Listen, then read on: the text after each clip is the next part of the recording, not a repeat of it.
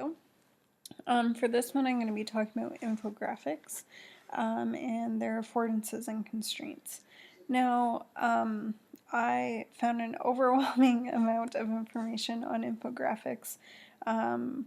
Little did I know, even though they're very popular right now, infographics have been around for a very, very long time.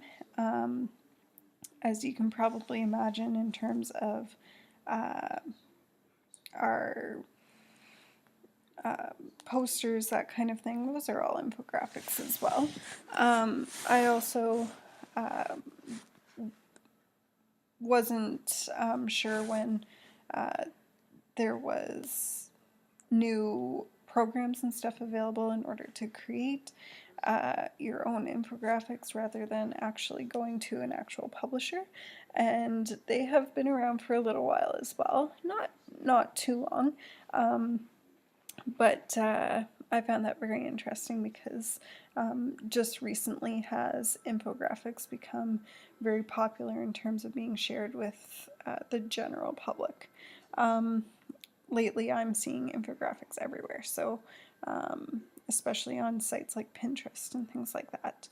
And I like reading them a lot. So I looked at the affordances mostly from, because I had to narrow down my search, mostly from using infographics within an actual science classroom, because that's what I'm actually going to be using it for, and I found some very interesting articles regarding that. So some of the affordances that I found, most of these are from Davidson 2014, which is using infographics in the science classroom. So some of the affordances that they found regarding infographics, I'm going to talk a little bit about programs and more about the actual learning. In terms of what Davidson said, that infographics help engage students within science. It also helps to refine research to very important points, which can be an affordance. It can also be a constraint as well, and I'll talk about that in a moment. It can present complex information very quickly and clearly. They integrate words and graphics to reveal information and patterns or trends, etc. They're easier to understand than just words alone, and this is what's making it a lot more popular.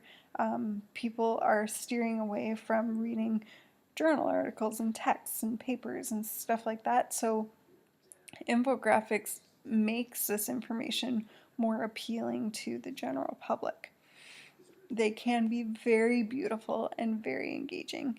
I've seen some very awesome infographics that are exactly what I need in terms of displaying information, and they're beautiful in terms of works of art as well. And this is what drives me to want to look at infographics as a creative measure, as well as displaying information. They can connect with students a little bit more deeply than texts and PowerPoints, etc., in terms of communicating information as well. Stick with them a little bit more. Creating them directly relates to science literacy standards. Even looking at the Alberta literacy standards or science standards that we have for our curriculum, most of them require you to be able to analyze and interpret data. Both of those skills are literacy skills, and they're needed in terms of a science perspective. They're very, very, very useful in terms of starting classroom discussions and inquiry as well. Showing infographics to your students gets them engaged, but it also can bring new thoughts into their head that maybe they didn't think about before, and this can facilitate discussion within the classroom as well. This wasn't in the actual article, but one that I thought of. It's neat because you can use a variety of programs nowadays in order to actually create these infographics, and most of them are relatively easy to use because they are free programs. but some are not necessarily. And some are online and some are not online. So depending on what you actually want, you could have both. For instance, you could create in Publisher, or you could use a beginner infographic site like Easily. Some of the constraints, these are mostly my ideas. A lot of the articles that I've found did not necessarily talk about constraints. There's just a couple that did. So in terms of constraints, you may need a combination of programs in order to get the data represented the way that you actually want it. You may need to build graphs in.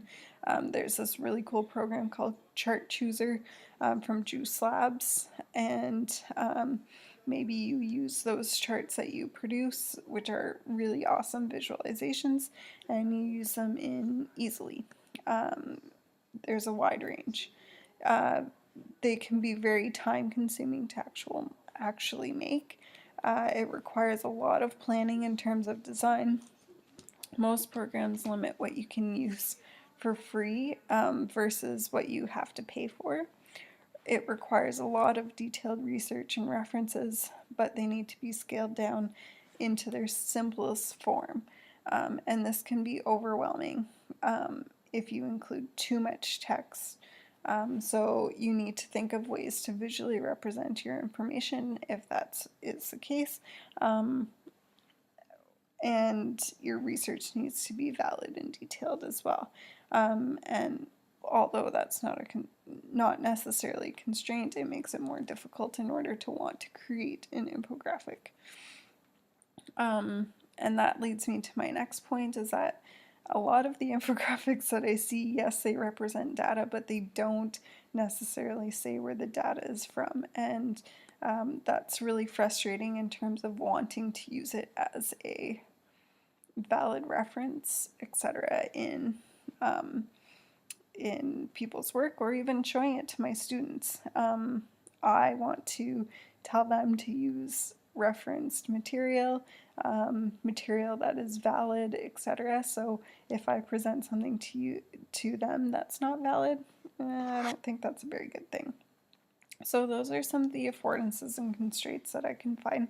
And there's much more that I can go into in terms of developing literacy skills and things like that, but I'm going to save that for another post.